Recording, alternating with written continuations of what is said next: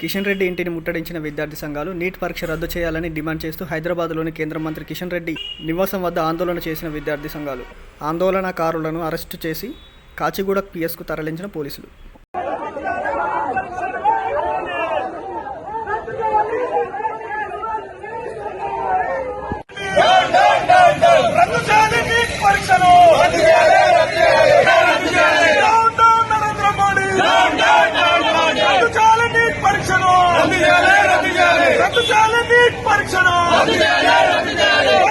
కేంద్ర మంత్రి కిషన్ రెడ్డి స్పందించాలి. కిషన్ రెడ్డి స్పందించాలి. నీట్ కుంభకోణంపై కిషన్ రెడ్డి